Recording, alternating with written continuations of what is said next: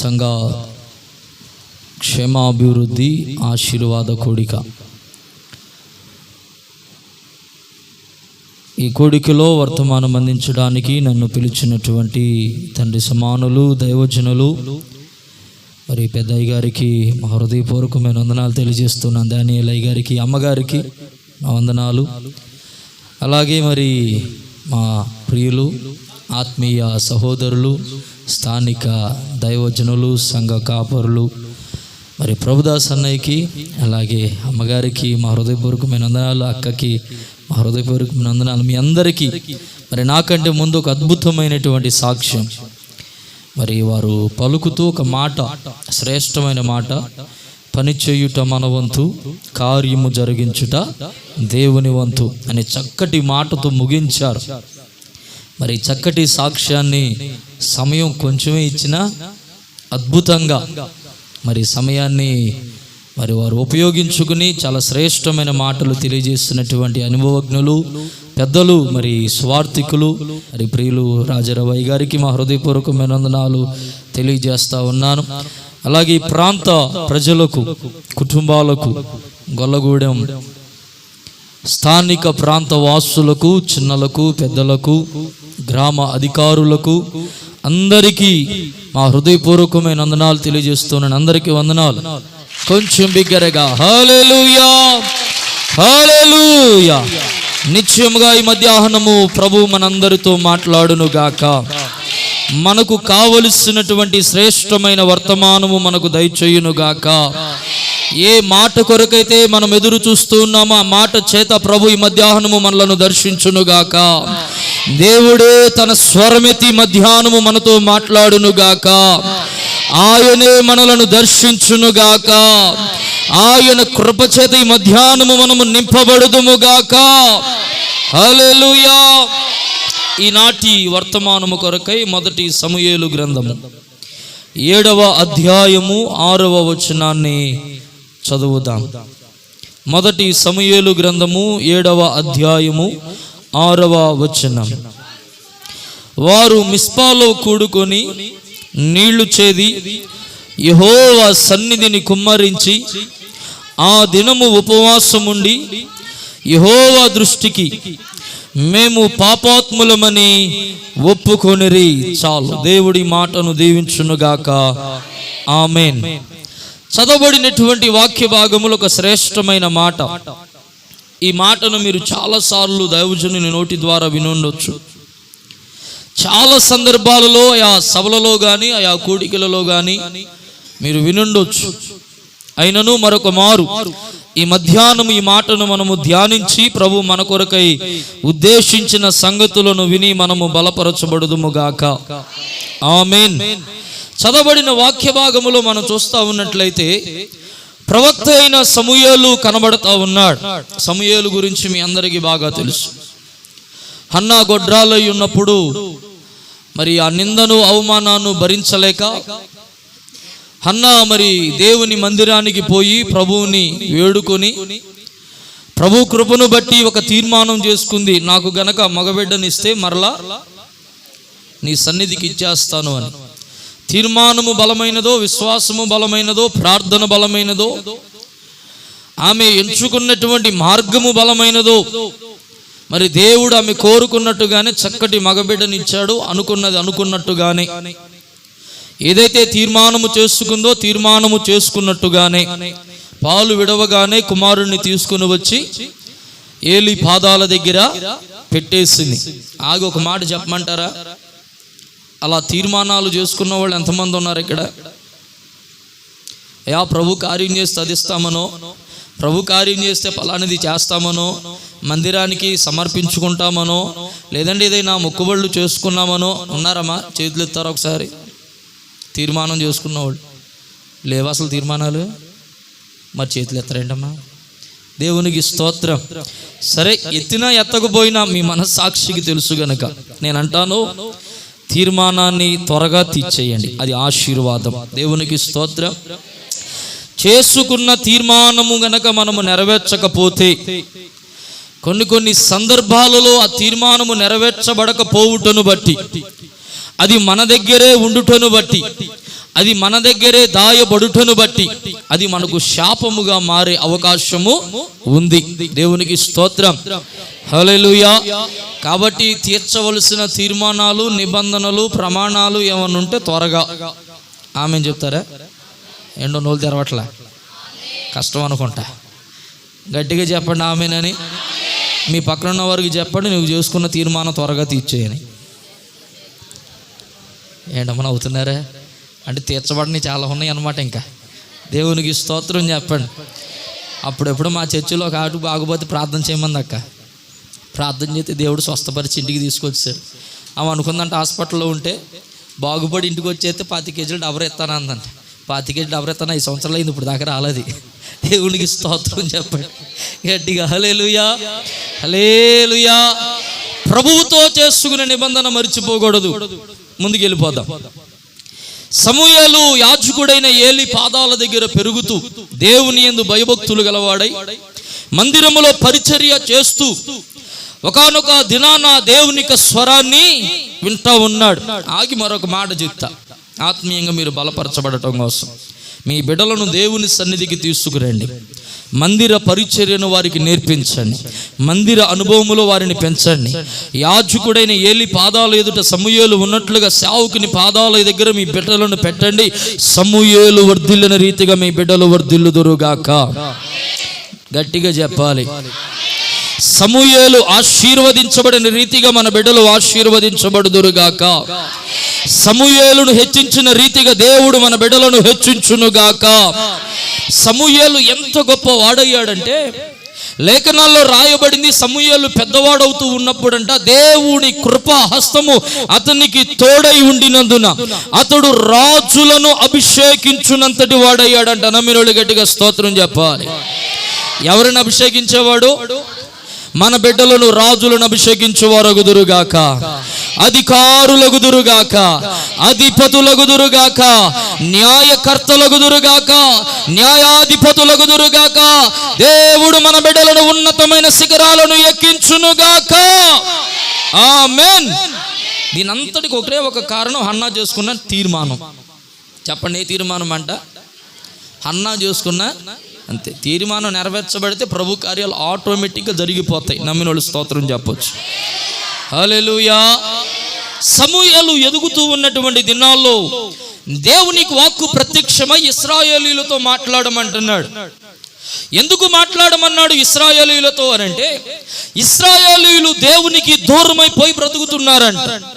ఇశ్రాయేలీయులు దేవునికి విరోధముగా బ్రతుకుతున్నారు. ఇశ్రాయేలీయులు దేవునిని మరిచారు. ఇశ్రాయేలీయులు దేవునికి బలి అర్పించడం మరిచారు. ఇశ్రాయేలీయులు దేవునికి ప్రార్థన చేయడం మరిచారు. ఇశ్రాయేలీయులు దేవుని యందు భయమును విడిచిపెట్టారు. వారికి నచ్చినట్లుగా వారు జీవిస్తూ ఉన్నారు. వారికి నచ్చిన మార్గాలలో వారు వెళతా ఉన్నారు. ప్రవక్త మాటకు లోబడటలేదు, సేవకుని మాటకు లోబడటలేదు, యాజకుని మాటకు లోబడటలేదు. అంతకు మించి దేవుని మాటకు కూడా వాడు లోబడనటువంటి ఒక భయంకరమైన దుస్థితిలోనికి వెళ్ళిపోగా దేవుడు తన వాక్కు చేత సమూయేలుతో మాట్లాడుతూ ఉన్నాడు. సమూయేలు, ఇశ్రాయేలు వీళ్ళందరూ కూడా భయమును విడిచిన వారుగా ఉన్నారయ్యా, నీవు వారిని మిస్పాలోనికి రమ్మని చెప్పు. ఎక్కడికి రమ్మని చెప్పమన్నాడు? అందరూ చెప్పాలి ఈ పదాన్ని. మిస్పాలోకి రమ్మని చెప్పు. ఎందుకు మిస్పాలోకి రావాలి? బేతేలు ఉంది, గిలాదు ఉంది, ఇంకా చాలా ప్రాంతాలు ఉన్నాయి. న్యాయాధిపతుల గ్రంథంలో కూడా మనం చదవగలిగితే, తీయొద్దు, చూడండి, ఇటు చూడండి. న్యాయాధిపతుల గ్రంథంలో కూడా మనం చూడగలిగితే న్యాయాధిపతులు కూడా న్యాయమును తీర్చడానికి ఇశ్రాయేలీయులను పలు మార్లు మిస్పాలో కూడుకొనమని చెప్పినట్లుగా లేఖనాల్లో మనం చూస్తూ ఉన్నాం. మాత్రమే కాదు, బైబిల్ గ్రంథంలో అనేక మంది భక్తులు ఇంక్లూడింగ్ దావీదు కూడా దేవుడు తన పట్ల ఏ ఉద్దేశాన్ని కలిగి ఉన్నాడో తెలుసుకోవడానికి మిస్పాకు వెళ్ళి ప్రార్థించినటువంటి అనుభవాలను లేఖనాల్లో మనం చూస్తూ ఉన్నాం. దేవునికి స్తోత్రం. ఈ మధ్యాహ్నం నా వాక్యం యొక్క కోణం ఏంటంటే, ఎందుకు సమూయేలు మిస్పాలోనే ఇశ్రాయేలీయులను కూడుకొనమని చెప్పాడు? ఇశ్రాయేలీయులను మిస్పాలోనే కూడుకొనమనడానికి, ఇశ్రాయేలీయులందరినీ మిస్పాలోనికే రమ్మనడానికి వెనుకున్నటువంటి కారణం ఏంటి? అసలు మిస్పాలో ఏముంది? మిస్పా అంటే ఏంటి? దేవునికి స్తోత్రం. గట్టిగా చేద్దాం హల్లెలూయా. మిస్పాలోకి చేంజ్ చేశారో తర్వాత సంగతి. అసలు మిస్పాలో ఏముంది, ఎందుకు మిస్పాకు రావాలి, ఇది ఈరోజు మన వాక్య ధ్యానాంశం. దేవునికి మహిమ కలుగును గాక. గట్టిగా స్తోత్రం చెప్పండి. ఏంటి ఈరోజు మన వాక్య ధ్యానాంశం? మిస్పాలోకి వచ్చిన తర్వాత ఏం చేద్దాం తర్వాత విషయం. అసలు మిస్పాలోకి ఎందుకు రావాలి, మిస్పా అంటే ఏంటి, అసలు దీని ప్రారంభం ఏంటి, మిస్పా అనేటువంటి పేరు ఎక్కడ ప్రారంభమైంది, దీని చరిత్ర ఏంటి అని మనం ఒకసారి ఆగి ఆలోచన చేస్తే, లేఖన గ్రంథాలను పరిశీలిస్తే మిస్పా అనేటువంటి పేరు మొట్టమొదటిగా ప్రస్తావించబడింది ఒక చోటున, ఒక స్థలములో. దేవునికి స్తోత్రం. అది కూడా ఎలా పెట్టబడింది, బైబిల్ గ్రంథంలో ఉన్న పేర్లన్నీ కూడా ఎలా పెట్టబడినాయి అని అంటే, దేవుని కృప ఏ స్థలములో అయితే పొందుకుంటూ వచ్చారో ఆ స్థలానికి వారు పొందుకున్న కృపను బట్టి ఆ స్థలానికి ఆ పేరు పెట్టారు. ఆ తదుపరి స్థలం పేరు ఊరి పేరైంది, ఊరి పేరు పట్టణం పేరైంది, పట్టణం పేరు దేశం పేరు అయిపోయింది. దేవునికి స్తోత్రం చెప్పండి గట్టిగా. హల్లెలూయా, హల్లెలూయా. జాగ్రత్తగా వినాలి. ప్రభు కృప ఎక్కడైతే పొందుకున్నారో, ప్రభు అనుగ్రహం ఎక్కడైతే పొందుకున్నారో, లేదంటే ప్రభు కార్యం ఎక్కడైతే జరిగిందో, జరిగిన కార్యానికి ఆనవాలుగా, గుర్తుగా, సాదృశ్యముగా ఆ పేరును ఆ చోటుకి పెడితే ఆ పేరు ఊరి పేరు అయిపోయింది, ఊరి పేరు చెప్పాలి, పట్టణం పేరు అయిపోయింది, పట్టణం పేరు దేశం పేరు అయిపోయింది. దేవునికి మహిమ కలుగును గాక. గట్టిగా చెప్పండి హల్లెలూయా. నేను అంటాను, ప్రభు కార్యము జరగడానికి మనం అవకాశం ఇస్తే ప్రభు దేవుడు మనల్ని ఎలా ఆశీర్వదిస్తాడో తెలుసా? ఊరిలో నుంచి పట్టణానికి తీసుకెళ్తాడు, పట్టణంలో నుండి దేశంలోనికి తీసుకుని వెళ్తాడు. దేవునికి స్తోత్రం చెప్పండి హల్లెలూయా. ప్రభు కార్యము జరగడానికి మనం అవకాశం ఇస్తే, ప్రభు కృపకు మనం అవకాశం ఇస్తే, ప్రభు అనుగ్రహానికి మనం అవకాశం ఇస్తే, ప్రభు దయకు మనం అవకాశం ఇస్తే, మనము ఏ మారుమూలలో ఉన్నా సరే, ఏ మారుమూల ప్రాంతములో ఉన్నా సరే, కనుమరుగైపోయిన చోట్లను ఉన్నా సరే, అసలు తెలియని ప్రదేశములో ఉన్నా సరే, ప్రభు అంటా ఉన్నాడు, నిన్ను దేశము మీద అధిపతులుగా ప్రభు నిలబెట్టేస్తాడు. నమ్మితే చప్పట్లు కొట్టుచు ప్రభు నామాన్ని మహిమపరచాలి. హల్లెలూయా. ఎక్కడ పుట్టాడు యేసుప్రభు? ఎక్కడో పుట్టాడండి. యేసుప్రభు ఎక్కడ పుట్టాడు? బెత్లెహేములో పుట్టాడు. చాలా చిన్న ఊరు అది. అందుకని అంటాడు కదా, యోదయ దేశపు బెత్లెహేమ, నీవు యోధా ప్రధానులలో ఎంత అల్పమైన, అంటే దాని అర్థం ఏంటి? చిన్నది. కానీ దేవుడు ప్రపంచానికి తలమానికగా ప్రాంతాన్ని మార్చేశాడు. దేవునికి స్తోత్రం చెప్పండి హల్లెలూయా. ఉన్న దేశాలన్నిటిలో అత్యంత చిన్న దేశం ఇశ్రాయేలు. కానీ రోజున సాంకేతికత కోసం, టెక్నాలజీ కోసం ప్రపంచ దేశాలన్నీ కూడా ఇశ్రాయేలు వైపు చూస్తున్నాయి. కొడితే గట్టిగా చప్పట్లు కొట్టు హల్లెలూయా, హల్లెలూయా. నువ్వు ఎంత చిన్నవాడవని కాదు, నువ్వు ఎంత మారుమూల, అమ్మో నేను చాలా చిన్నవాడిని అండి, మారుమూల ప్రాంతానికి చెందినవాడు, నాకేమీ రాదండి, అస్సలు దేవుని దగ్గర ఏమేమి పని చేయవమ్మా. గట్టిగా స్తోత్రం చెప్పండి హల్లెలూయా. విద్యలేని పామరులను పిలిచాడు, బోధలెన్నో చేశాడు. హల్లెలూయా. ఎవరు పిలిచాడంట? డిగ్రీ చదువుకున్న వాళ్ళు పిలిచాడా? చెప్పట్లా. టెక్నాలజీ తెలిసిన వాళ్ళు పిలిచాడా? మాట్లాడతలేదేంటండి. ఎవరిని పిలిచాడు దేవుడు? మీరు నా శిష్యులు అని ఎవరిని అన్నాడు?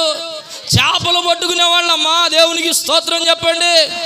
అప్పటికి అధికారులు ఉన్నారు, అప్పటికి మత పెద్దలు ఉన్నారు, శాస్త్రులు ఉన్నారు, పరిసయ్యులు ఉన్నారు.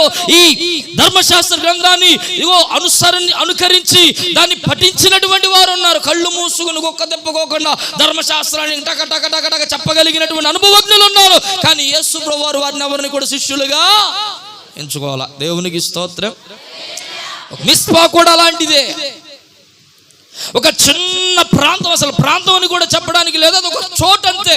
ఆ చోటున దేవుని అనుగ్రహం కలిగింది, ఆ చోటున దేవుని కృప దొరికింది, ఆ చోటున దేవుని కార్యము జరిగింది. దానికి మిస్పా అని పేరు పెట్టారు.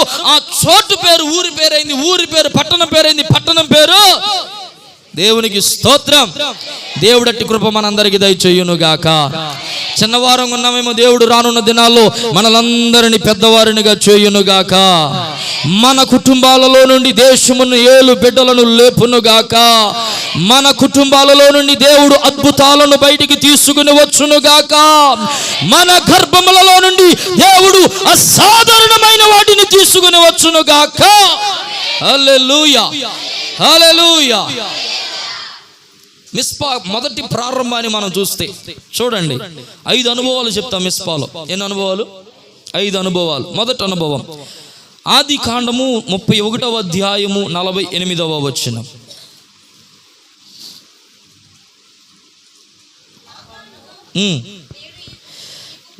లాబాను, నేడు ఈ కుప్ప నాకును నీకును మధ్య సాక్షిగా ఉండునని చెప్పాను, కాబట్టి దానికి గలేదని పేరు పెట్టాను. మరియు మనము ఒకరికొకరము దూరముగా నుండగా యెహోవా నాకును నీకును మధ్య జరుగునది కనిపెట్టునని చెప్పాను గనుక దానికి మిస్పా అని పేరు పెట్టబడెను. చాలు, దేవునికి స్తోత్రం, హల్లెలూయా. అంతకీ మిస్పా అని పేరు మొట్టమొదటిగా ప్రస్తావించబడింది ఎక్కడ అని అంటే, లాబానుకి యాకోబుకి మధ్య జరుగుతున్న ఒక సంభాషణలో లాబాను దేవుడు చేసిన దాని కార్యము కొరకై ఆ చోటుకి పెడుతున్న పేరేంటంటే మిస్పా. దేవునికి స్తోత్రం, గట్టిగా చేద్దాం, హల్లెలూయా. ఏం జరిగింది అసలు అని ఆలోచన చేస్తే, యాకోబు తన తండ్రిని మోసం చేసి తన తల్లి చెప్పినట్లుగా ఎక్కడికి పారిపోతున్నాడండి? తన మేనమామైన లాబాను దగ్గరికి పారిపోతూ ఉన్నాడు. మోసగాడుగా పారిపోతూ ఉన్నాడు, కానీ లాబాను దగ్గరికి వెళ్ళిన తర్వాత ఏ మోసం చేయలేదు యాకోబు. దేవునికి స్తోత్రం చెప్పండి. చేశాడా? మాట్లాడతలేదా? మోసం చేసి పారిపోతున్నాడు, కానీ వెళ్ళిన తర్వాత ఏ మోసం చేయలే. అక్కడ ఇంచుమించు 20 సంవత్సరాలు లాబాను యాకోబుని కఠిన శ్రమలకు గురి చేసినా ఏమిటి మోసం చేయాలనిపించింది యాకోబుకి? అస్సలు. కారణం ఏంటంటే, మోసం చేసి పారిపోతున్న యాకోబు లాబాను దగ్గరికి వెళ్ళే సమయంలోనే, దారి మధ్యలోనే దేవుడు ఏం చేశాడంట? యాకోబుని దర్శించాడు. దర్శించడం మాత్రమేనా, అతడు పశ్చాత్తాపానికి గురయ్యేలా చేశాడు, తన తప్పేంటో తెలుసుకునేలా చేశాడు. దేవునికి స్తోత్రం చేద్దాం గట్టిగా, హల్లెలూయా, హల్లెలూయా. యాకోబు వచ్చిన తర్వాత లాబాను దగ్గర కొంతకాలం ఉన్నాక లాబానుతో అంటున్నాడంట, మామ, మేనమామ కదా, మామ నీ చిన్న కూతురు అంటే నాకు ఇష్టం, పెళ్లి చేసుకోవాలనుకుంటున్నాను, చిన్న కూతురు కూడా ఇష్టమే, మరి ఇద్దరికి పెళ్లి చేస్తే బాగుంటుంది అని అన్నాడు. ఎంతైనా మరి మేనల్లుడు కదండి, కాదనలేక ఊరికి నేను వెళ్తాను రాబాయ్, ఊరికి ఇవ్వను, కానీ ఒక 7 సంవత్సరాలు నువ్వు నా దగ్గర కొలువు చేయాలి, ఉడుగుని చేయాలని అన్నాడు. 7 సంవత్సరాలేగా, దానిదే ఉంది, కళ్ళు మూసు కళ్ళు తెరిచేలోపు అయిపోతాయి, అవసరమైతే మధ్య మధ్యలో చిన్నదాన్ని సొత్త పని చేసి వచ్చలే అని అనుకున్నాడు. దేవునికి స్తోత్రం, గట్టిగా చెప్పండి, హల్లెలూయా. ఇష్టం ఉన్న చోట మరి కష్టం ఉంటుందా? మాట్లాడతల్లా, నోరు తెరవండమ్మా. ఇష్టం ఉన్న చోట కష్టం ఉంటుందా? ఎంత కష్టమైన పని అయినా ఇష్టంతో చేయండి, సులువుగా అయిపోద్ది. ఇష్టం లేకుండా చేయండి, అది సులువైన పని అయినా చాలా. దేవునికి స్తోత్రం చెప్పండి. అప్పుడప్పుడు ఇంట్లో పిల్లలు, రే ఆ పక్కన ఉన్న బడ్డీ కొట్టుకురారు వెళ్ళిరా ఏమనండి, ఎంత కష్టమో వాళ్ళకి. పక్కన ఉన్న బడ్డీ కొట్టుకి అదే 2 రూపాయలు ఇచ్చి చూడండి, అలా వస్తారు. దేవునికి స్తోత్రం. ఎందుకని? ఇష్టం. ఏమి ఇష్టం అక్కడ?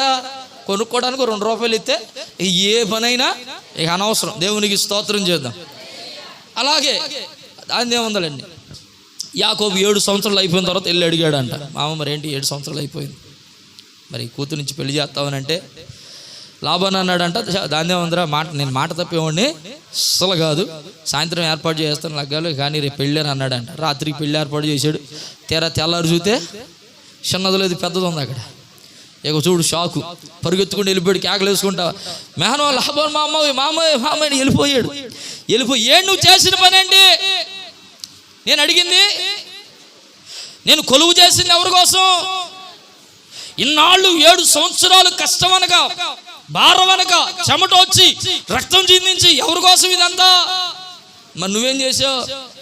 కాదురా అరే, మనకు సాంప్రదాయం ఉంది, పెద్దానికి పెళ్ళి అవ్వకుండా చిన్నదానికి పెళ్లి చేయడం లేదు, కాబట్టి ఏమనుకోవద్దులే, చేసేగా పెద్దాన్ని ఎట్టగొట్ట కానీ కాదు, నాకు చిన్నదే. సరే నువ్వు తప్పదండి, ఏం చేస్తాం, ఇంకొక 7 సంవత్సరాలు చెయ్యని అన్నాడు. దేవునికి స్తోత్రం. పూర్ణ మీద కారం చల్లినట్టుగా 7కి 7 అయింది. చివరికి ఎంత అయింది మొత్తం? 14 సంవత్సరాలు అంట. అది కాకుండా 6 సంవత్సరాలు 20 సంవత్సరాలు. 2 పెళ్ళిళ్ళు, ఇద్దరు నుంచి పెళ్లి చేశాడు. ఇప్పుడు విషయం ఏంటంటే, 2 భార్యలు, వాళ్ళు చూస్తేనే వెనకాల గర్భవతులు ఉన్నారు. ఇప్పుడు వెళ్ళి మామ దగ్గరికి వెళ్ళి, మామ మరి వాళ్ళని పోషించడానికి ఏమైనా కావాలి కదా, ఏమైనా ఇవ్వచ్చు, 2 సంవత్సరాలు చేసినట్టు ఎట్ట ఇస్తాను రా? 7 సంవత్సరాలు ప్లస్ 7 సంవత్సరాలు ఎవరి కోసం చేసా? మరి ఇచ్చేసా, ఇంకేంటి సంబంధం, నాకు సంబంధం లేదు అన్నాడు. కాదు, ఆయన పోషించాలి, ఏదో ఒకటి చెయ్యనంటే ఈ చివరికి లాభం అన్నాడు. ఆయన సరే, నా గొర్రెల మందలో పుట్టబోవునటువంటి నా గొర్రెలకు పుట్టబోవునటువంటి ఆ గొర్రె పిల్లల్లో చారగలిగిన అన్ని నియ్యి, చారలేని అన్ని దేవునికి స్తోత్రం. ఎగిరి గంతేసాడు. 6 సంవత్సరాలైంది, చారగలిగింది మాత్రం పుట్ల. దేవునికి స్తోత్రం. చెప్ప పరిస్థితి ఏంటంటారు? మామూలు పరిస్థితి కాదు ఇది. ఏమండి, సారగలిగింది ఒకటి లేదు. ఎందుకనంటే లాభాన్ని చాలా తెలివిగా మాట్లాడుతున్నాడండి. ఏమండి, సామెత ఉంటుంది చూసారా, తాడిందని ఒకడు ఉంటే దేవునికి మహిమ కలుగును గాక. గట్టిగా స్తోత్రం చెప్పండి. నేనే పెద్ద మోసగాడు అనుకున్నాడు యాకోబు. ఈయన మించిన మోసగాడు అక్కడ ఉన్నాడు. ఎవరు? లాభం. దేవునికి మహిమ కలుగును గాక. ఇంకేం చేయాలో అర్థం కావట్లా, ఎలా పోషించాలో అర్థం కావట్లా, ఆ సమస్యలో నుండి ఎలా బయటికి రావాలో అర్థం కావట్లా. ఈ డీలు కూడా ఎవరికి మధ్య? లాభానికి యాకోబుకి రహస్యమైన ఒప్పందం. ఇది ఎవరికి తెలియడానికి లేదు. దేవునికి స్తోత్రం చెప్పండి. ఏం చేయాలో దిక్కుతోచకప్పుడు గుర్తొచ్చాడంట. ఎవరు? మనకు కూడా అప్పుడు గుర్తొస్తాడమ్మా, మాట్లాడతల్లా. ఎవరు? దేవుడు. అంతా తిరిగేసిన తర్వాత, అంతా అయిపోయిన తర్వాత అప్పుడు ప్రభువా నీవే మాకు దిక్కు అని అంటాం. అదేదో ముందే కాళ్ళు పట్టుకుంటే బాగుంటుందిగా. అన్నీ కోల్పోయిన తర్వాత వస్తాం అన్నమాట. దేవునికి స్తోత్రం చెప్పండి. హల్లెలూయా. దేవుని దగ్గర కొంచెం కష్టం ఉంటే తట్టుకోలేం, కొంచెం శ్రమ వస్తే తట్టుకోలేం, కొంచెం పరీక్ష వస్తే తట్టుకోలేం. అలాగని చెప్పి వెళ్ళిపోయింది. పోయినసారి చెప్పాను కదా, ఎవరు? నయోమి. అంతా వెంట పెట్టుకుని వెళ్ళిపోయిందంట బెత్లెహేము నుండి మోయాబు. తిరిగి వస్తా ఏమంటుంది? అన్ని కలిగిన దానిగా వెళ్ళాను, ఇప్పుడు అన్ని కోల్పోయి వస్తాను. అప్పుడు గుర్తొచ్చేద్ది. ఇంకా దేవునికి స్తోత్రం. మీ పక్కన ఉన్న వాళ్ళకి చెప్పండి, అప్పుడు గుర్తుకు రావడం కాదు, అన్ని ఉన్నప్పుడు దేవుడు గుర్తుకు రావాలి చెప్పాలి. దేవునికి స్తోత్రం. ఉన్నా లేకున్నా దేవునికి మహిమ కలుగును గాక. హల్లెలూయా. ఏమున్నా లేకున్నా ఏ స్థితికైనా చాలిన దేవుడా నీవు, ఏ స్థితికైనా చాలిన దేవుడా నీవు, చాలిన దేవుడవు యేసు, చాలిన దేవుడా నీవు. హల్లెలూయా. ఏమున్నా లేకున్నా మనం ఎవరిని విడిచిపెట్టకూడదంట? దేవుణ్ణి విడిచిపెట్టకూడదు. దేవునికి స్తోత్రం. యాకోబు దేవుని పాదాలను పట్టుకున్నాడు. పట్టుకుంటే దేవుడు దర్శనంగా మాట్లాడుతున్నాడు. యాకోబు గొర్రెల మందలను తీసుకుని వెళ్ళినప్పుడు ఈసారి అవి మేసిన తర్వాత నదిలోకి నీళ్ళు తాగడానికి వస్తాయి. నదిలోకి నీళ్లు తాగడానికి వచ్చినప్పుడు నువ్వేం చేస్తావు అంటే ఒక నిరవంజి కొమ్మను కోసి అక్కడ నది ఒడ్డున గుచ్చమన్నాడు. నది ఒడ్డున గుచ్చు. ఏ గొర్రె అయితే ఆ నిరవంజి కొమ్మను సువ్వను తోస్తుందో చారలు కలిగిన గొర్రెలను తోలుకొచ్చాడు, మేపాడు, నది దగ్గరికి తీసుకుని వెళ్ళాడు. ఇప్పుడు విషయం ఏంటంటే, ఏ గొర్రె చూసిందో తెలీదు, ఏ గొర్రె చూడలేదో తెలీదు. దేవునికి స్తోత్రం. హల్లెలూయా, హల్లెలూయా. ఇందాక దైవజనులు చెప్పారు చూసారా, పని చేయడం, కార్యం జరిగించడం. అందరూ చెప్పాలి, పని చేయడం, కార్యం జరిగించడం. ఏ గొర్రె చూసిందో లేదో మనకేం తెలుసు, కానీ దేవుడు చెప్పింది ఏంటి? నువ్వు నిర్వంచి సువ్వను కోసి ఆ ఒడ్డున గుచ్చు, అంతే. దేవునికి స్తోత్రం. సామెత ఉంటది కదా, గుర్రానంట చెరువు వరకు తాగించడం. అలాగే యాకోబుతో దేవుడు చెప్పిన మాట నువ్వు దాన్ని గుచ్చు. గొర్రెలు చూసిన గొర్రె చారగలిగిన బిడ్డని ఎన్ని చూసినో తెలీదు, ఏమైందో తెలీదు. అమ్మా, ప్రార్థన చేయడమే మన వంతు, కార్యం జరిగించడం, స్వార్థ ప్రకటించడం మన వంతు, ఆకర్షించుకోవడం. దేవునికి మహిమ కలుగును గాక. గట్టిగా చేద్దాం. హల్లెలూయా, హల్లెలూయా. ఈ ఉదయకాల సమయంలో సేవకునికి ఒక మాట పలుకుతున్నా, నమ్మితే స్తోత్రం చెప్పండి. మనము ప్రభు మందిరములో చేయుచున్న ప్రతి ప్రార్థనకు దేవుడు నిశ్చయముగా జవాబును దయచేయును గాక. హల్లెలూయా. మీ పక్కనున్న వారితో కూడా చెప్పండి, ప్రార్థన చేయడమే నీ వంతని. దేవునికి స్తోత్రం. 4 రోజులు అయిపోయింది సమాధిలో పెట్టి. ప్రభు వచ్చి అంటాడు, ఆ రాయిని పెచ్చా, నీకేమన్నా 4 రోజులు అయిపోయింది, రాయి దొరికితే వాసన కొండగలం ఎక్కడ? అసలు ఏం మాట్లాడుతున్నావు నువ్వు? 4 రోజులు అయిపోయింది చచ్చిపోయి లోపల పెట్టాడిని, ఇప్పుడేం చేద్దామని వచ్చావు నువ్వు? మేము వచ్చినప్పుడేమో మాట్లాడతల్లా, నా టైం ఇంకా రాలేదంటివే, ఇప్పుడు వచ్చేసి రాయి దొర్లించమంటావు అని అన్నారా? మాట్లాడతలేదంట. మరి దేవునికి స్తోత్రం చెప్పండి. పని చెయ్యటం, రాయి దొర్లించమనగానే ఏం చేశారు? రాయి దొర్లించాడు, ప్రభు కార్యాన్ని చేశాడు. కానా వివాహములు కూడా ద్రాక్షారసం అయిపోయింది. అయిపోతే ఈ మరియమ్మ దాన్ని గమనించి యేసు ప్రభు దగ్గరికి పరుగులు పెట్టుకుంటూ వచ్చి, అయ్యా ద్రాక్షరసం అయిపోయింది, నన్నేం చేయమంటావమ్మా, నా టైం ఇంకా రాలేదన్నాడు. వెంటనే మరి వెళ్ళిపోకుండా ఏం చేసిందంటే అక్కడ ఉన్న పరిచారకులను పిలిచి, అయ్యా ఆయన చెప్పునది మీరు చెయ్యండి. మీ పక్కన ఉన్న వారికి చెప్పండి, యేసు చెప్పునది మీరు చెయ్యండి. అంతకుమించి మనకి ఎందుకమ్మా, అవసరమా చెప్పండి?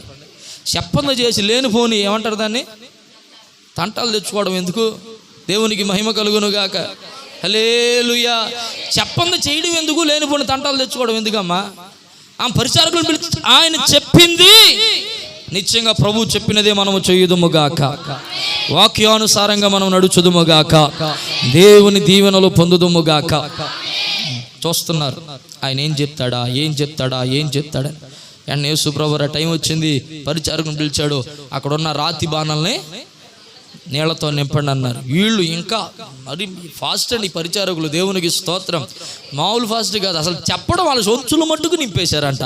అటువంటి పరిచారకులు మందిరములో లేచుదురుగాక. దేవుని సేవకుని నోట మాట రావడం ఆలస్యం, పరిచారము చేసే బిడలముగా పరిగెత్తుదుముగాక. హల్లెలూయా. ఇక ఏ ఆలస్యం ఉండకూడదు, ఎలాంటి ఆలోచన, మాట రావడమే. ఏం చేయాలా, ఎలా చేయాలి? నీళ్లతో నింపమంటే వాళ్ళు ఏం చేశారు? అంచుల మట్టుకు. అందరూ చెప్పండి, గట్టిగా చెప్పాలి, అంచుల మట్టుకు. ఆమేన్, హల్లెలూయా. ఇదేంటి ద్రాక్షారసం కదా కావాల్సింది, నీళ్ళు నింపమాట అంటే నన్ను అడగలా ఇల్లు అని డౌట్ పడలా. ఈయనండి ఇట్లా చెప్పమన్నాడు, ఆయన ముఖం కట్ట సొత్త కూర్చోలా. దేవునికి స్తోత్రం చెప్పండి. హల్లెలూయా. కొంతమంది పాష గారు వచ్చి ఎవరైనా సేవకులకి టీ పోయిందని అన్నారు, నన్ను పోయి మాట్లాడేంటి ఈయన, నేనేంటి నా స్టేటస్. పోయినసారి చెప్పే కదా, మందిరంలోకి వచ్చిన తర్వాత స్టేటస్లు ఉండకూడదు. ఏది? దేవునికి స్తోత్రం చెప్పండి. సేవకుని మాటకు మనము పూర్తిగా లోబడిపోదుముగాక, సేవకుని మాటకు మనము పూర్తిగా విధేయులు మగుదుముగాక. బాణలను ఏం చేశారంటే అంచుల మట్టుకు నింపేశారు. దేవునికి స్తోత్రం. ఆయన అన్నాడు, ఇప్పుడు ద్రాక్షరసమును తీసుకుని వెళ్ళి పోయండి. దేవునికి స్తోత్రం చెప్పండి. పని చెయ్యడమే, మళ్ళా చెప్పాలి, పని చెయ్యడమే, మాట్లాడాలి గట్టిగా. పని చెయ్యడమే, ప్రార్థన చెయ్యడమే, రాతిని దొర్లించడమే, బాణలను నింపడమే కార్యము. గట్టిగా స్తోత్రం చెప్పండి. హల్లెలూయా, హల్లెలూయా. యాకోబు పని చేశాడు, ఇప్పుడు ప్రభు కార్యం చేయడం మొదలు పెట్టాడు. ఆ గొర్రెలన్నీ కూడా ఎంటున్నాయంట. ఎంట ఉంటే ప్రతి పిల్ల కూడా ఎలా పడుతుందంట, చారగలిగినదిగా. ప్రతి పిల్ల లాభాన్ని అలా చూస్తూ ఉంటే ఆశ్చర్యంగా మొహం అంతా మాడిపోయి, వీడికి ఏమి ఇవ్వకూడదు అనుకున్నాను, ఇప్పుడు వరకు ఇచ్చిందే ఎక్కువ అనుకున్నాను, ఏంట్రా పుట్టే ప్రతిదీ చారగలిగిందే పొడుతుంది అని చెప్పి ఆశ్చర్యపడిపోయి అంటాడంట. యాకోబు వెళ్ళిపోయాడు అక్కడి నుంచి. వెళ్ళిపోతే ఈ లాబాను యాకోబు వెళ్ళిపోయాడని 3 రోజుల తర్వాత తెలుసుకుని అతని దగ్గరికి వెళ్ళి అతడు చేసిన దాన్ని, అతని పట్ల దేవుడు చేసిన దాన్ని తెలుసుకుని ఈ లాబాను యాకోబుతో అంటున్నాడంట, ఇది ఎవరికి తెలియదయ్యా, నాకును నీకును మధ్య జరిగింది, కానీ దీనిని దేవుడు కనిపెట్టాడు. దేవునికి స్తోత్రం. హల్లెలూయా. 3వ వ్యక్తికి తెలియనిది, 3వ కంటికి తెలియనిది, మరొక మనిషినికి తెలియనిది, ఇదిగో నీ దేవుడు దీనిని కనిపెట్టాడు గనుక దీనికి మిస్పా అని పేరు. దేవునికి స్తోత్రం. హల్లెలూయా. మిస్పాలో ఉన్నటువంటి మొట్టమొదటి అనుభవం కనిపెట్టే దేవుడు. చెప్పండి, ఏ దేవుడు అంట? చెప్పాలి, ఏ దేవుడు? ఏం కనిపెడతాడు? ఇంగ్లీష్లో అలా రాయండి, the lord is watching, the lord is watching. ఆయన చూచుచున్నా. గట్టిగా చెప్పాలి, ఆయన చూచుచున్న దేవుడు. చెప్పండమ్మా బిగ్గరగా, ఆయన కనిపెట్టుచున్న దేవుడు. ఏం కనిపెడుతున్నాడు? నీ కన్నీటిని. పైకి నవ్వుతూ మాట్లాడేస్తున్నావు, కానీ లోపలందు చూసావా వేదన? లోపలందు చూసావా కన్నీరు, రోదన? ఎవరికి చెప్పుకోలేక, ఎవరితో పంచుకోలేక ఎంతో కాలము నుండి కుమిలిపోతున్నావా? ఈ మధ్యాహ్నం ప్రభు మాట్లాడుచున్న మాట, ఇదిగో సర్వ సైన్యములకు అధిపతినటువంటి యెహోవా ఆకాశము నుండి తన కను దృష్టి నిలిపి ఆయన మనలను చూచుచున్నవాడై ఉన్నాడు. అందుకే మిస్పాలోకి రావాలి. దేవునికి స్తోత్రం. మిస్పాలో ఉన్న మొట్టమొదటి అనుభవం ఏంటి తెలుసా?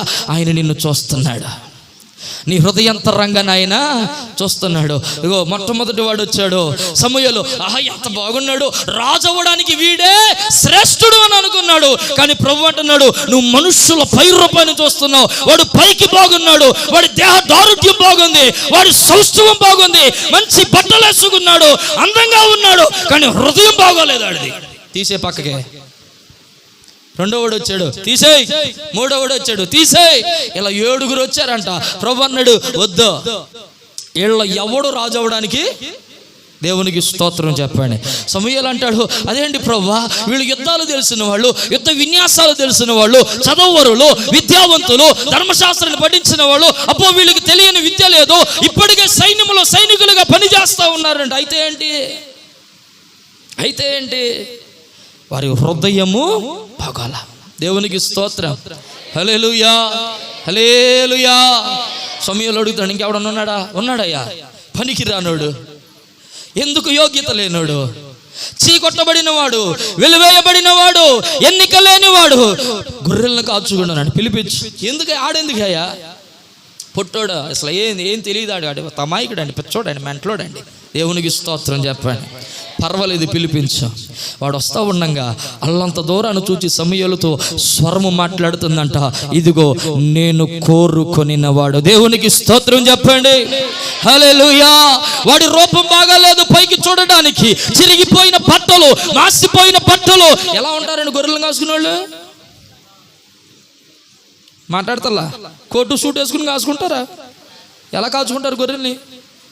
ఏమన్నా బాగుంటారు సూపులకి. దేవునికి స్తోత్రం చెప్పండి. హల్లెలూయా. అలాంటోడిని ప్రభువు నచ్చాడండి. దేవునికి స్తోత్రం. అలాంటోడు ప్రభువు మెచ్చాడండి. దేవునికి స్తోత్రం చెప్పండి. అలాంటోడు దేవునికి కావాలని కోరుకున్నాడు. కారణం వాడి హృదయము మాట్లాడతల్లా. దేవునికి స్తోత్రం. హల్లెలూయా. ఆయన కనిపెట్టు. చెప్పండి, ఏ దేవుడు అంట? ఎందుకు సమూయేలు ఇశ్రాయేలీయులందరినీ మిస్పాలోకి రండి అని పిలుస్తున్నాడు అని అంటే, అక్కడ దేవుడు మన హృదయ వాంఛలను. ఆమేన్, హల్లెలూయా. మీ పక్కన వారికి చెప్పండి, మందిరములో దేవుడు నిన్ను కనిపెట్టునుగాక, మందిరములో దేవుడు నిన్ను చూచునుగాక, మందిరములో దేవుడు ఆయన కనుదృష్టి నీపై నిలుపునుగాక. ఆమేన్, హల్లెలూయా, హల్లెలూయా. యాకోబు వేదన చూచాడు, యాకోబు రోదన చూచాడు, యాకోబు కలవరాన్ని చూచాడు, యాకోబుకి లాబానికి మధ్య జరిగినది దేవుడు చూచాడు. చూచిన దేవుడు వదిలిపెట్టేశాడా? దేవునికి స్తోత్రం. ఏ దేవుడు అంట? కనిపెట్టే. ఈ మధ్యాహ్నము ఇదిగో ఈ సౌండ్ సిస్టమ్ ద్వారా వింటున్నటువంటి గ్రామ ప్రజలందరితో కూడా మాట్లాడుచున్న మాట, మాకొక దేవుడున్నాడు, ఆయన మా హృదయ వాంఛలను తీర్చగలిగిన వాడు, ఆయన మా హృదయాలను కనిపెట్టగలిగిన వాడు. నీ హృదయాన్ని కూడా ఆయన కనిపెట్టగలడు, నీవు మిస్పాలోకి రాగలిగితే. దేవునికి స్తోత్రం. హల్లెలూయా, హల్లెలూయా. ఆయన కనిపెట్టు దేవుడు. దేవునికి స్తోత్రం చెప్పండి. హల్లెలూయా. అపవాదికి నీకు మధ్య జరుగుతున్న పోరాన్ని దేవుడు కనిపెట్టునుగాక, లోకానికి నీకు మధ్య జరుగుతున్న పోరాటాన్ని దేవుడు కనిపెట్టునుగాక, నీపై ఎగసెగిసి పడుతున్నటువంటి ప్రతి విధమైన శత్రు మోకల పోరాటాలను దేవుడు కనిపెట్టునుగాక. కనిపెట్టిన దేవుడు ఏం చేస్తాడు? మాట్లాడుతల్లా, మేలు కొరకే మన కొరకు సమస్తాన్ని సిద్ధపరుస్తాడు. దేవునికి స్తోత్రం. దేవునికి స్తోత్రం చెప్పండి. నేను అంటాను, ప్రభు మీద నమ్మిక ఉంచండి. లోకంలో చెప్పిన ఏ మాటలు పట్టించుకోవద్దు. దేవునికి స్తోత్రం. ఒకరోజు అంట కప్పలకి పోటీ పెట్టారంట. ఏట్లకి? బకెట్లో వేసి ఏ కప్ప అయితే బకెట్లో నుంచి ఫస్ట్ పైకి ఎక్కుద్దో ఆ కప్పకి మాట్లాడరేంటమ్మా ప్రైజ్. దేవునికి స్తోత్రం. హల్లెలూయా. ఓ 10 కప్పలను దాంట్లో వేసారంట. వేస్తూ ఉంటే ఒక కప్ప సగం ఎక్కుతుందంట, పడిపోతుందంట. ఒక కప్ప సగం ఎక్కుతుందంట, పడిపోతుందంట. ఒక కప్ప సగం ఎక్కుతుందంట, పడిపోతుంది. ఒక కప్ప సగం ఎక్కుతుందంట, పడిపోతుందంట. ఒక కప్ప మాత్రం అలా ఎక్కుతా పైకి వచ్చేసిందంట. దేవునికి స్తోత్రం చెప్పండి. హల్లెలూయా. ఆ కప్పని సాయంత్రం ఇంటర్వ్యూ చేశారంట. అయిపోయిన తర్వాత కప్పలన్నీ జారిపోతాడు, నువ్వు మాత్రం ఎందుకు పైకి ఎక్కావునంటే, దేవునికి స్తోత్రం చెప్పండి, ఈ కప్ప అందంట, నాకు చెవుడు అందంట. ఏమంది? నాకు చెవుడు. ఎందుకు చెవుడు అందే? చెవుడు ఉండడం వల్ల కలిగిన లాభం ఏంటంటే, ఇది పక్కన వాళ్ళ మాటలు పట్టించుకోవాలా. దేవునికి స్తోత్రం చెప్పండి. హల్లెలూయా. పక్కన వాళ్ళ మాటలు పట్టించుకోలేదు కాబట్టి ఆ నిందలు, అవమానాలు, లేదంటే సూటిపోటి మాటలు ఈ కప్పకి తెలియలా. ఏం చేసింది? దేవునికి స్తోత్రం చెప్పండి. నేను అంటాను, పట్టించుకున్నంత కాలం ఎక్కడేసేవారు గొంగలనంటే, పట్టించుకోకుండా మీ ప్రయాణంలో ముందుకు సాగండి. మీకు ఎక్కడ స్టాప్ అనే పదమే కనబడదు. దేవునికి స్తోత్రం. మొట్టమొదటి మాట, మొట్టమొదటి అనుభవం, మిస్పాలోకి ఇశ్రాయేలీయులందరిని సమూయేలు రావాలి అనడానికి, పిలవడానికి గల కారణం ఏంటంటే, అక్కడ కనిపెట్టే దేవుడు ఉన్నాడు. ఆయన మన హృదయ వాంఛలను కనిపెడతాడు. ఆయన మన హృదయంలో ఉన్న బాధలను కనిపెడతాడు. నీ కన్నీటిని కనిపెడతాడు. నీ అవమానాన్ని కనిపెడతాడు. కనబడకుండా, వినబడకుండా నువ్వు దాచుకున్నటువంటి ఆ యొక్క రోదన ఉంది చూసాడా, దానిని ఆయన కనిపెడతాడు. ఆయన విడిచిపెట్టే దేవుడు కాదు. ఈ మాట నేను ఇలా విభజించి చెప్తా ఉన్నా. కనిపెట్టే దేవుడు. అందరూ చెప్పండి, దాన్ని విడదీయండి. కని పెట్టే దేవుడు చెప్పండి అందరూ. కనిపెట్టే దేవుడు, దాంట్లో అర్థం ఏంటి? కని పెట్టే దేవుడు. దేవునికి స్తోత్రం. మీ పక్కన ఉన్న వారికి చెప్పండి, నిన్ను కంటాడు, నిన్ను పోషిస్తాడు. మీ పక్కన ఉన్న వాళ్ళకి చెప్పాలి, నిన్ను కంటాడు. దేవునికి స్తోత్రం చెప్పండి. హల్లెలూయా. ఆయన ఎలా కంటాడు?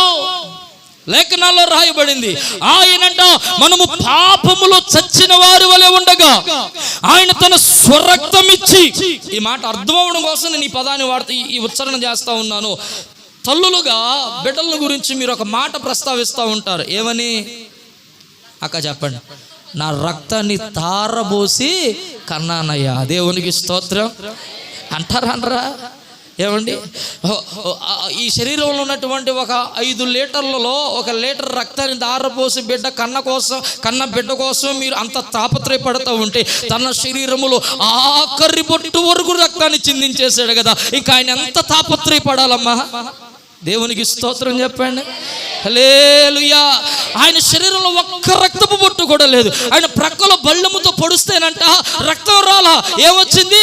నీరు వచ్చిందంట. ఆయన ఇంకెంత తాపత్రయపడతాడు మన కోసం. లేఖనాలు అంటాడు, సింహపు పిల్లలైన లేమి కలవై ఆకలిగొననేమో గాని నీతిమంతుని పిల్లలు ఎప్పటికీ ఆకలిగొనరంటాడండి. దేవునికి స్తోత్రం. ఎవరా నీతిమంతుని పిల్లలు? ఎవరా నీతిమంతుడు? రోమపత్రికలో రాయబడింది, ఈ భూమి మీద నీతిమంతుడు ఒక్కడునూ లేడు. ఉన్న ఒకే ఒక్క నీతిమంతుడు ఎవరు అనంటే, సర్వ మానవాళి కొరకు రక్తమును చిందించి ప్రాణార్పణముగా పోయబడి ఆఖరి బొట్టు వరకు రక్తాన్ని చిందించి మరణించి సమాధి చేయబడి 3వ దినాన పునరుద్ధానుడిగా తిరిగి లేచిన ఆ యేసయ్య ఒక్కడే నీతిమంతుడు. ఆయన కన్న పిల్లలమే మన ఆకలి కొనేలా చేస్తాడా? మాట్లాడుతున్నా. దేవునికి స్తోత్రం చెప్పండి. హల్లెలూయా. యోవేలు గ్రంథం 2వ అధ్యాయంలో మాట్లాడుతుంటాడు. వద్దు, చదవద్దు. ఇప్పుడైనను మీరు ఉపవాసం ఉండి కన్నీళ్లు విడుచుచు దుఃఖించుచు మన పూర్వకముగా మీ దేవుని ఎద్దుకు వచ్చిన ఎడల ఆయన అంటాడు, నేను మిమ్ములను సంతృప్తి పరుస్తాను అంటాడు. దేవునికి స్తోత్రం. క్రొత్త ద్రాక్షారసమును క్రొత్త తైలముతో నేను మిమ్ములను నింపుదును. దేవునికి మహిమ కలుగును గాక. హల్లెలూయా, హల్లెలూయా. ఆయన మనలను కనడం మాత్రమే కాదండి, తన బిడ్డలను ఎలా పోషించుకోవాలో కూడా ఆయనకు తెలుసు. దేవునికి స్తోత్రం. హల్లెలూయా. ఎవరు లేరని బాధపడుతున్నావా?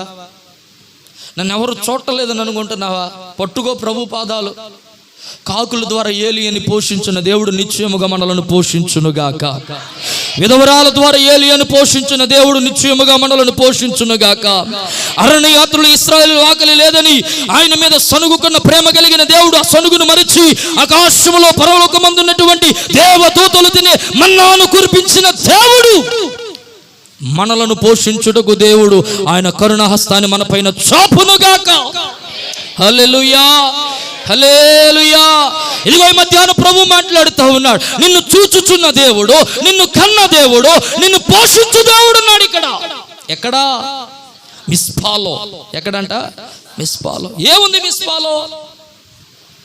చెప్పండి, ఏముంది మిస్పాలో? దేవుని సన్నిధి. చెప్పండి, ఏముందంట మిస్పాలో? దేవుని సన్నిధి. దేవునికి స్తోత్రం. అక్కడ రాయబడతా ఉంది కదా, సమూయేలు గ్రంథంలో మనం చదువుకున్నాం. మీరు నీళ్లు చేది యెహోవా సన్నిధిని కుమ్మరించి. ఏంటంట? యెహోవా సన్నిధిని కుమ్మరించి. మొట్టమొదటి అనుభవం చెప్పండి. అక్కడ కనిపెట్టే దేవుడు ఉన్నాడు. దేవునికి స్తోత్రం చెప్దాం గట్టిగా. హల్లెలూయా. రెండవ అనుభవంలోనికి వెళ్దాం. న్యాయాధిపతుల గ్రంథం 11వ అధ్యాయము 11వ వచనం. త్వరగా న్యాయాధిపతుల గ్రంథం 11వ అధ్యాయము 11వ వచనం. కాబట్టి పోయినప్పుడు జనులు తమకు ప్రధానునిగాను అధిపతినిగాను అతని నియమించుకొనిరి. అప్పుడు యెఫ్తా మిస్పాలో యెహోవా సన్నిధిని తన సంగతి అంతయు వినిపించెను. దేవునికి స్తోత్రం చెప్పండి. హల్లెలూయా. రెండవ అనుభవం. యెఫ్తా అనేటువంటి ఒక వ్యక్తి ఉన్నాడు. ఆ వ్యక్తి దగ్గరికి గిలాదు పట్టణ కాపురస్తులలో పెద్దలు కొంతమంది కూడొచ్చి, వినాలి, యెఫ్తాని ఇలా అడుగుతా ఉన్నారు, అయ్యా నువ్వు ప్రజలందరూ కూడా కోరుకుంటున్నారు నువ్వు మా మీద అధికారిగా ఉండాలి, అధిపతిగా ఉండాలి అని అంటే, యెఫ్తా వారితో కూడా వెళ్ళాడు. వెళ్ళిన తర్వాత ప్రజలందరూ కూడా ఏకగ్రీవంగా యెఫ్తాని వారి మీద అధికారిగా అధిపతిగా నియమించుకున్నారంట. అప్పుడు యెఫ్తా అంటాడు, మీరు నియమించుకున్నారు బాగానే ఉంది, కానీ ఈ నియమించేటువంటిది లేదంటే ఈ అధికారము లేదంటే ఈ న్యాయస్థానము లేదంటే ఈ ప్లేస్, ఈ పొజిషన్ ఏదైతే ఉందో అది మీరు పెట్టుకునేదో నేను పెట్టుకునేదే కాదు. అది ఎవరు పెట్టాలి? ఎవరు నిర్ణయించాలి? మాట్లాడుతున్నా, దేవుడు నిర్ణయించాలి. మీ చిత్తమో నా చిత్తమో కాదు. అది ఎవరి చిత్తమై ఉండాలి? దేవుని చిత్తమై ఉండాలి. ఆ చిత్తాన్ని కనుక్కొని నేను చెప్తానని ఎక్కడికి వచ్చాడంట? మిస్పాలో యెహోవా సన్నిధికి వచ్చాడంట. దేవునికి స్తోత్రం చెప్పండి గట్టిగా. హల్లెలూయా, హల్లెలూయా. మిస్పాలో ఉన్న రెండవ అనుభవాన్ని మీకు జ్ఞాపకం చేస్తూ అంటున్నాను. మిస్పాలో దేవుడు కనిపెట్టడం మాత్రమే కాదు, మేలు కొరకై తన ఉద్దేశాలను మనకు బయలుపరుస్తాడు. అక్కడ ఆమె చెప్పరా? ఏం చేస్తాడంట? మేలు కోసం, కీడు కోసం కాదు. దేనికోసం? మేలు కోసం. దేవునికి స్తోత్రం. హల్లెలూయా. ఏం బయలుపరుస్తాడు? తన ఉద్దేశం, తన చిత్తం, తన ఆలోచన, తన ప్రణాళిక. దేవునికి మహిమ కలుగును గాక. కనిపెట్టాడు, బాగా ఉంది. కనిపెట్టిన దేవుడు ఏం చేస్తాడో తెలుసా? నీవున్న బాధలో నుండి బయటికి రావడానికి, నీవున్న సమస్యలో నుండి బయటికి రావడానికి, నువ్వు ఏ పరిస్థితుల మధ్య కన్నిటి పర్యంతమై ఉన్నావో ఆ పరిస్థితుల నుండి బయటికి రావడానికి ఆయన చిత్తాన్ని బయలుపరుస్తాడు. దేవునికి స్తోత్రం. దావీదు అంటాడు, దేవా నీ చిత్తము నెరవేర్చుట నాకు సంతోషము. ఏంటంట? సంతోషం. అమ్మ నేను ఒక మాట అడుగుతున్నా, దేవుని చిత్త ప్రకారం నువ్వు నడుస్తున్నావా? శిష్యులు ఒకరోజు యేసు ప్రభు దగ్గరికి వచ్చి అడిగారంట, అయ్యా ప్రార్థన నేర్పించయ్యా, నువ్వేం బలంగా ప్రార్థన చేస్తున్నావు, అద్భుతాలు జరుగుతున్నది, దెయ్యాలు వదిలిపోతున్నాయి, మేము ప్రార్థన చేస్తుంటే కనీసం చీపురు పుల్ల కూడా కదలతలేదు, ఆ ప్రార్థన ఏదో నేర్పించాయి అని అడిగితే యేసు ప్రభు వారికి ప్రార్థన నేర్పిస్తూ మత్తయి సువార్త 6వ అధ్యాయంలో, కాబట్టి మీరు ఇలాగూ ప్రార్థన చేయండి. ఏమని ప్రార్థన చేయమన్నాడు? పరలోకమందున్న మా తండ్రి అని ప్రార్థన నేర్పిస్తూ అక్కడ ఒక పదము, అక్కడ ఒక మాట రాయబడింది, ఒక ఉచ్చారణ, ఒక లైన్, పరలోకమందు నీ చిత్తము నెరవేర్చబడుచున్నట్లు భూమి మీదను నీ చిత్తము నెరవేర్చబడునుగాక. ఆమేన్. హల్లెలూయా. ఎలా నెరవేర్చబడుతుంది పరలోకములో ఆయన చిత్తమునంటే, ఆయన మాట కంట దేవదూతలు రమ్మంటే వస్తున్నారు, పొమ్మంటే పోతున్నారంటండి. దేవదూతలు ఆయన మాటకు లోబడుతున్నారంట. దేవదూతలు ఆయన మాటను అనుసరించి అప్పగించిన పనిని నమ్మకముగా చేస్తున్నారంట. ఈ మధ్యాహ్నం ప్రభు అడుగుతున్నారు, అలాంటి చిత్తానికి నువ్వు లోబడి ఉంటున్నావా? దేవునికి స్తోత్రం. హల్లెలూయా. ఒక్కసారి దేవుని చిత్తానికి లోబడి చూడు, ప్రభు ఆశీర్వాదాలు ఎలా ఉంటాయో మనం చూస్తాం. దేవుని చిత్తానికి ఒకసారి లోబడి విధేయులై చూడండి. దేవుని స్వరానికి ఒకసారి లోబడండి, ఆయన చేయు అద్భుతాలను మనము చూస్తాం. నమ్మిన వాళ్ళు గట్టిగా స్తోత్రం చేద్దామా? హల్లెలూయా. రెండవ అనుభవం మిస్పాలో ఏంటండి?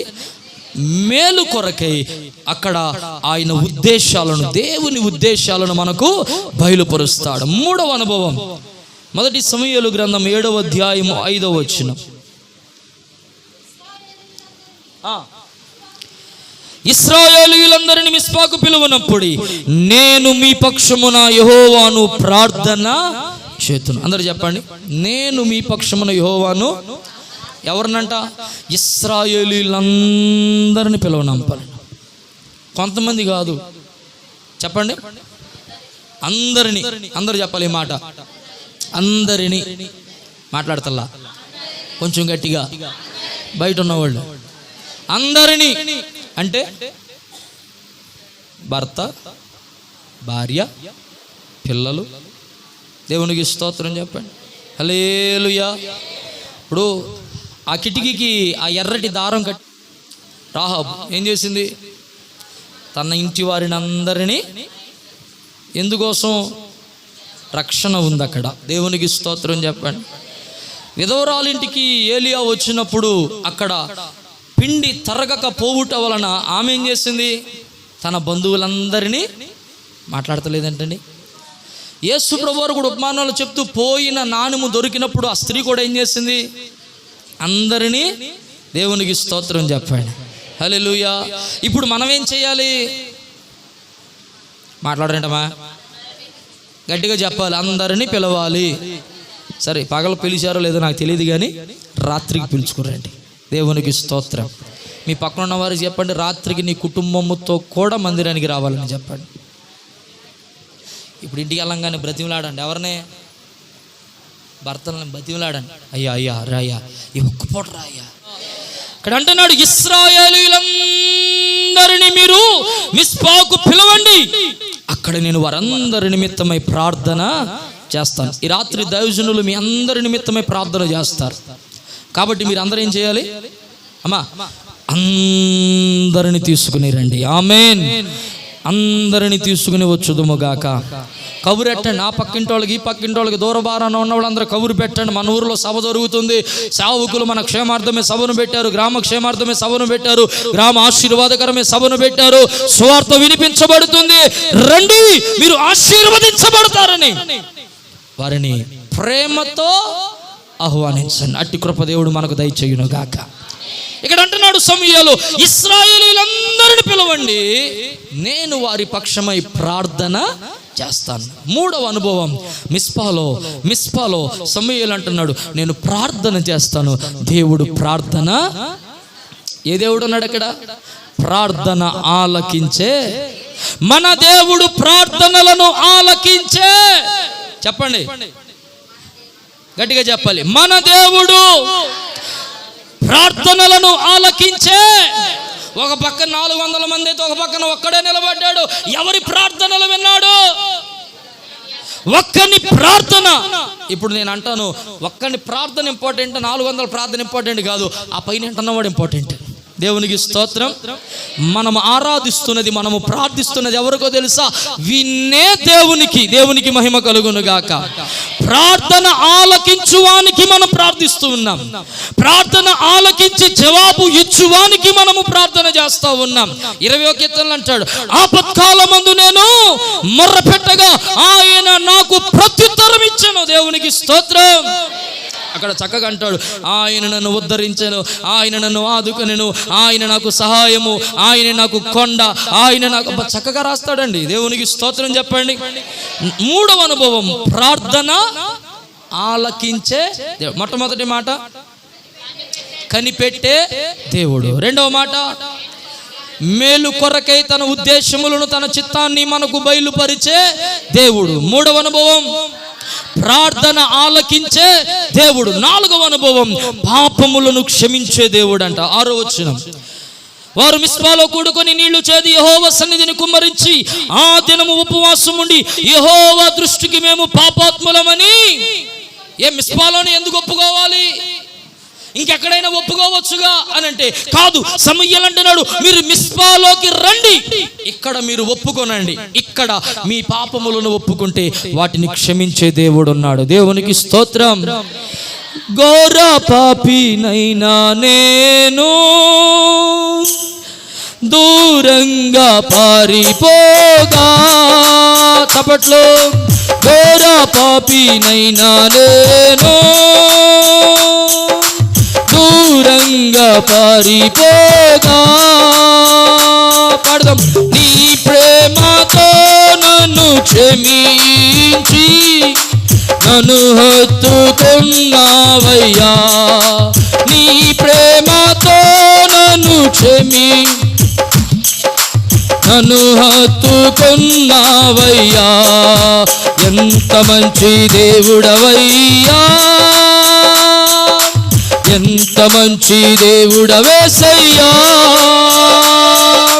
చింతలన్నీ తీరేనై నిన్ను చేరాగా, ఎంత మంచి దేవుడవేసయ్యా, నా చింతలన్నీ తీరేనయ్యా నిన్ను చేరాగా, ఎంత మంచి. హల్లెలూయా. ఒక ఆయన అడుగుతున్నాడు, అయ్యా నా పాపములు క్షమించగలవా? ఏమైంది? నేను పెద్ద మోసగాడినయ్యా, నేను పెద్ద అబద్ధికుడినయ్యా, ఇప్పటి వరకు ఎంతో మందిని పొట్టన పెట్టుకున్నానయ్యా, ఎంతో మంది జీవితాలను పాడు చేశానయ్యా. నా ప్రభువు అంటున్నాడు, నువ్వెంత ఘోర పాపివైనా సరే నేను నిన్ను క్షమిస్తాను. ఒక మాట చెప్పమంటారా? ఆయన తలపై ముండ్ల కిరీటాన్ని పెట్టిన వారిని క్షమించాడండి. ఆయన వీపుని నాగటి చాలవలె దున్నిన వారిని క్షమించాడు. చేతుల్లో కాళ్ళలో మేకులు కొట్టిన వారిని క్షమించాడు. కొరడాలతో కొట్టిన వారిని క్షమించాడు. ఉమ్ము ఊసిన వారిని క్షమించాడు. పిడుగుద్దులు గుద్దిన వారిని క్షమించాడు. ఆయన ప్రక్కలో బల్లెము పోటు పొడిచిన వారిని క్షమించాడు. వస్త్రమును చింపి చీట్లు వేసుకున్న వారిని క్షమించాడు. చేదు చిరకు నందించిన వారిని. నిన్ను నన్ను క్షమించడా? మాట్లాడతల్లా. వారిని క్షమించిన దేవుడు తండ్రి, వీరేమి చేయుచున్నారో వీరెరుగరు గనుక వీరిని క్షమించుము. దేవునికి స్తోత్రం. హల్లెలూయా, హల్లెలూయా. ఈ రాత్రి ప్రభు సన్నిధి చేరిన మనందరి పాపములు ప్రభు క్షమించునుగాక. ఆ మాటకి ముందు నేను ఇలా అంటున్నాను, ప్రభు మన పాపములు క్షమించాలంటే మొట్టమొదటిగా మన ఎడల అపరాధము చేసిన వారిని మనం క్షమించాలి. నువ్వు ఎవరి పట్లైనా పగ కలిగి ఉన్నావా, నువ్వెవరి పట్ల ఈర్ష్య కలిగి ఉన్నావా, క్షమించే. ఎవరన్నా నీకు హాని కలుగు చేయాలని చూసిన వారిని నువ్వు కనుగొన్నావా, క్షమించు. ఈ మధ్యాహ్నం ప్రభు అన్నాడు, నువ్వు క్షమించడం ప్రారంభించు, దేవుడు నిన్ను క్షమించడం ప్రారంభిస్తాడు. ఆమేన్ చెప్పండి. హల్లెలూయా. నువ్వు ఒకరిని క్షమించనంత వరకు దేవుని యొద్ద నుండి నీవు క్షమాపణ పొందుకోలేవు. దేవుని యొద్ద నుండి నువ్వు క్షమాపణ పొందుకోనంత వరకు పరలోకపు గేట్లు మనకు తెరవబడవు. దేవునికి స్తోత్రం చెప్పండి. పరలోక ప్రార్థన ఇది కూడా ఒక అంశం, అవునా కదా? దేవునికి స్తోత్రం చెప్పండి. మిస్పాల్ ఎవరున్నారంట? పాపములు క్షమించే దేవుడు. ఎంత ఘోర పాపినైనా ఆయనను కొట్టిన వారిని క్షమించాడండి. మనం లెక్క ఒప్పుకుంటే చాలు, ఆయన పాదాలను పట్టుకుని అయ్యా క్షమించమని అడిగితే చాలు. ఈ మధ్యాహ్నం ప్రభు సన్నిధి నుంచి మనం ఒక మాట ప్రభుతో చేద్దాం. ఆయన పాదాలను పట్టుకుని అయ్యా తెలిసి తెలియక చేశాను, నన్ను క్షమించండి నాయన. ఒకవేళ ఏదైనా పరిస్థితిని బట్టి, ప్రభావాలను బట్టి కాని మాటలు, అనరాని మాటలు, సావుకుని విరోధంగానో సంఘానికి విరోధంగానో నేను ఉన్నానేమో, దయతో క్షమించండి నాయన. అని ఒక మాట పలికితే 5వ అనుభవం, ఆయన న్యాయము తీర్చే దేవుడు అంట. మిస్పాలో న్యాయము తీర్చే దేవుడు ఉన్నాడంటండి. మీరు ప్రార్థన చేయండి, నేను మీ పక్షాన ప్రార్థన చేస్తాను, మీరు పాపాత్ములను ఒప్పుకోనండి. ప్రభు అంటా ఉన్నాడు, దేవుడు మీ పక్షాన న్యాయాన్ని జరిగిస్తాడు, ఆయన కార్యాన్ని జరిగిస్తాడు. మా తల వంచండి, ప్రార్థన చేసుకుందాం. న్యాయము కావాలని నువ్వు కోరుకుంటున్నావా? ప్రభు కార్యము కావాలని నువ్వు కోరుకుంటున్నావా? ప్రభు ఆశీర్వాదం కావాలని కోరుకుంటున్నావా? ఈ మధ్యాహ్నం ఒక్క మాట, ఆయన పాదాలను పట్టుకో. ఇక ఏ ఆలస్యము వద్దు, ఎలాంటి ఆలోచన వద్దు. నువ్వు ఎంత దూరాన ఉన్నా సరే, నువ్వు ఏ పరిస్థితుల మధ్య ఉన్నా సరే, మంచములో ఉన్నావా, కుర్చీలో ఉన్నావా, పని చేస్తూ ఉన్నావా, నువ్వు ఏ ప్రదేశంలో ఉన్నా సరే, ఈ మధ్యాహ్నము నోరు తెరిచి ఒక మాట చెప్పు, అయ్యా నన్ను క్షమించండి నాయనా, నీకు విరోధంగా అనేక సార్లు మాట్లాడానయ్యా, నీ సేవకునికి విరోధంగా అనేక సార్లు మాట్లాడానయ్యా, నీ సేవకునికి విరోధంగా లేచానయ్యా, సంఘానికి విరోధంగా లేచానయ్యా, అనరాని మాటలు అన్నానయ్యా. మోసపు బ్రతుకు, అబద్ధపు బ్రతుకు, ఘోరమైన బ్రతుకయ్యా, క్షమించండి నాయన. ఒక మాటమా, నీ స్టేటస్ చూసుకోవద్దు, ఇక్కడ నీ పరపతి చూసుకోవద్దు, నీ బలము చూసుకోవద్దు. ఈ మధ్యాహ్నం ప్రభు నీతోనే మాట్లాడుచూ ఉన్నాడు. ఓ గొల్లపాలు గ్రామ ప్రజలారా, ఓ గ్రామ ప్రజలారా, ప్రభు మీతో మాట్లాడుచూ ఉన్నాడు. ఒక్క మాట కనుక మీరు చెప్పగలిగితే క్షమించుము అని, ఈ మధ్యాహ్నము నా ప్రభు నీ దగ్గరకు రావడానికి సమీపముగా ఉన్నాడు. ఆయన సిద్ధమై ఉన్నాడు, ఆయన ఆసనుడై ఉన్నాడు. నీ పక్షాన న్యాయమును జరిగిస్తాడు, నీ కన్నీటిని తుడుస్తాడు, నీ వేదనను తుడుస్తాడు. ఒక్క మాట ఎవరు నిర్లక్ష్యంగా ఉండొద్దు. ఆ క్షమాపణ ఇవ్వాలని ప్రభు నీ కొరకు కలువరి సెలవులో మరణించాడు కదా. ఎంతగా బాధించబడ్డాడంటే ఆయన తన శరీరాన్ని అప్పగించేసి ఉన్నాడండి. వెనుక వైపు పక్కటెముకలు కనబడేలా నాకటి చాలవలే వీపు దున్నపడుతూ ఉన్న మౌని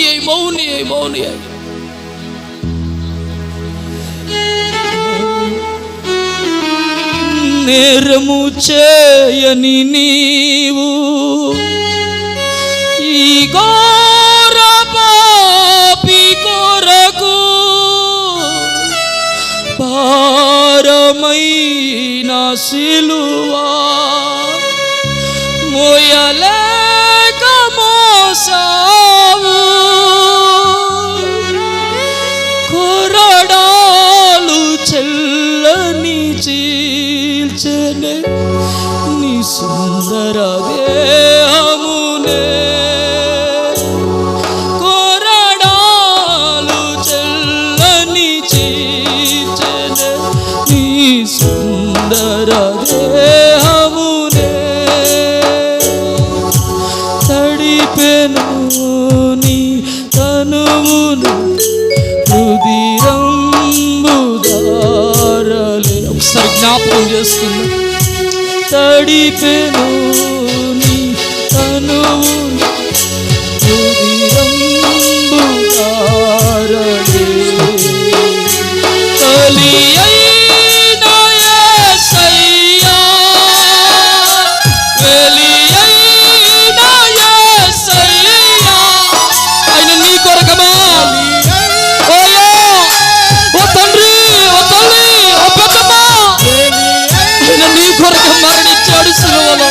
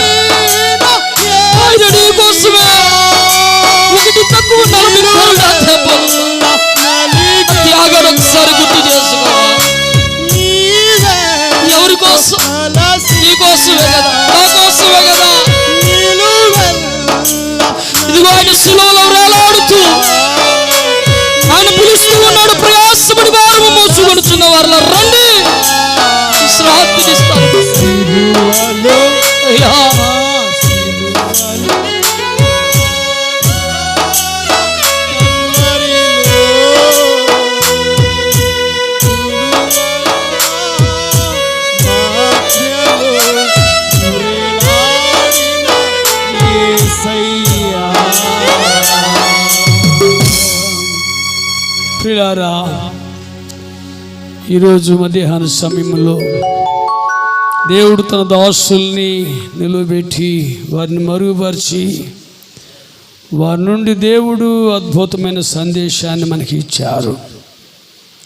దేవుడు మనల్ని ప్రేమించి మనకు అనుగ్రహించిన ఈ వర్తమానం కొరకు మనమందరం మన రెండు హస్తములు పై చూపసారి స్తోత్రం చెల్లించుకుందాం.